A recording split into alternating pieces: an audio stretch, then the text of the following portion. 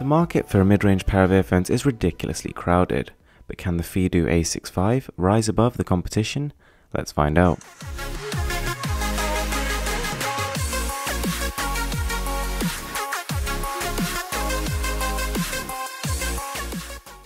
To get something out the way straight away, if there's something you're not going to like about the Feedo A65, I'm telling you it will not be the packaging and presentation.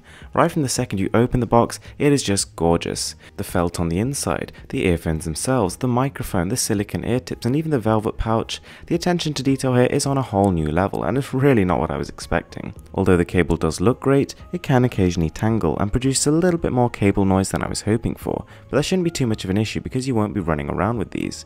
At the end, we have a straight 3.5mm gold-plated jack. And then the earphones, and I don't really know what to say here. I mean, they're very uncontroversial. They don't try and do anything out the box, but they're underlyingly and undeniably bold, classy, and sophisticated, and I love it. There's also a remote and mic built into the cable, which, from all my tests, seem to work perfectly.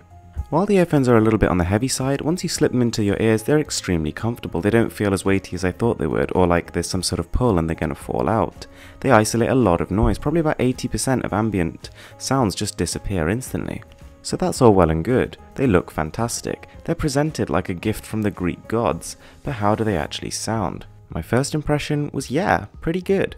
I could instantly tell that the sound signature was quite neutral. It doesn't heavily emphasize the bass or the treble or the mids, and at the same time it's also got quite a high level of transparency. That combined with the high level of noise isolation means that all of a sudden you're kind of immersed in the music, in a way that I'd say earphones at this price generally don't make you. It handles acoustics and vocals ridiculously well. It really brings out the richness in someone's voice, but it doesn't cope quite as well with multiple drum lines, for example in a lot of rock music. The A65s excel at making music sound smooth and weighty, as opposed to more flexible earphones which can perhaps keep up the pace better. So overall guys, there's very little to complain about. The earphones are versatile, they're built like a tank, and presented to perfection. Although slightly let down by a bit of cable noise and tangle, I have to say I can thoroughly recommend the A65. Thanks a lot for watching guys. If you enjoyed this video, I'd really appreciate it if we just slap that like button.